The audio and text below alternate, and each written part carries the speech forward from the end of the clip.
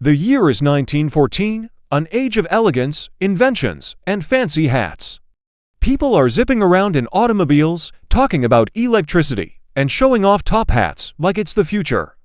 Human civilization has never looked so advanced. So naturally, the next step was to blow everything up.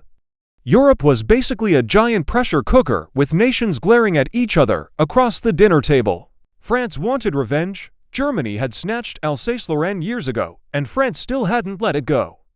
Germany, meanwhile, was flexing hard, building a navy big enough to make Britain spill its tea. Austria-Hungary looked powerful on paper, but inside it was a cocktail of angry ethnic groups all shouting, "I don't even like this empire." And over in Russia, the giant bear, everyone was just trying to survive their own government. Now add in the new shiny toys, tanks, machine guns, telegraphs, battleships, and you get an arms race that looked less like defense and more like, who can invent the fastest way to ruin Europe? Then came the spark. In Bosnia, part of Austria-Hungary's territory, lived some Serbs who really didn't enjoy being ruled by Vienna. So when the Austro-Hungarian Archduke Franz Ferdinand decided to visit, in an open-top car, with his route publicly announced, well, what could possibly go wrong? A group of assassins were waiting along the road, bombs in hand, nerves of jelly. They threw one, missed, boom. Instead of killing the Archduke, they injured a few officers behind him. Oops. Franz Ferdinand could have gone home and said, well, that was close. But no, he decided to keep going, because apparently bulletproof glass hadn't been invented yet. The driver took a wrong turn, and a surprise, stopped right next to one of the assassins. The assassin couldn't believe his luck, took out his gun, and fired. The Archduke and his wife were dead, and that single moment turned Europe's drama into a global disaster. Austria-Hungary was furious and demanded Serbia basically surrender its entire pride, government, and soul. Serbia refused a few ridiculous points, so Austria-Hungary said, fine, war it is. They asked their buddy Germany, you got my back. Germany, being Germany, said, always. Russia stepped in to protect Serbia. France was Russia's friend, so they joined too. Germany then declared war on both. Montenegro jumped in for fun. And Britain?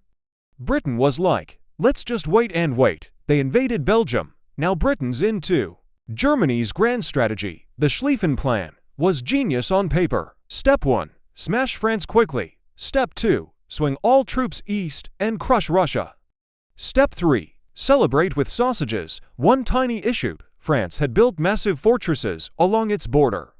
So Germany thought, we'll just walk through Belgium. They won't mind. Spoiler, they minded. Belgium's army, small but spicy, fought back fiercely, slowing the German advance. And when the British heard Germany had stomped through neutral territory, they were like, oh no you don't, you spike helmet weirdos, and declared war. Marching through Belgium, the Germans committed some pretty awful acts. The world took notice. Suddenly, propaganda posters everywhere painted Germany as the villain. In America, even people with German roots started going, maybe we'll sit this one out. Meanwhile, look at the French army, bright blue coats, red trousers. Who needs camouflage when you can look like a walking flag? Unfortunately, the Germans loved those colors. They made perfect targets. The French marched proudly into gunfire and realized the hard way that this wasn't the 1800s anymore. Every nation entered the war expecting a glorious cavalry charge. Instead, they got machine guns, barbed wire, and explosives that fell from the sky. On the Eastern Front, Russia shocked everyone by mobilizing much faster than expected. Germany had to pull troops from France to stop them. Austria-Hungary, meanwhile, was being Austria-Hungary, losing to Serbia and ignoring every German suggestion until disaster struck. Still, the Germans scored huge victories at Tannenberg, crushing Russia's Second Army. But in the West, Germany's march toward Paris finally slowed. The French commander, Joffre, rallied his troops and said, we stop retreating now. A gap opened in the German lines. The Allies pounced. Germany was forced to retreat, and both sides dug in. Sea to Switzerland, lines of trenches scarred the earth. And the Western Front froze in place, life in the trenches. Imagine mud, Rats the size of cats, corpses you couldn't move, and water so toxic you'd rather stay thirsty.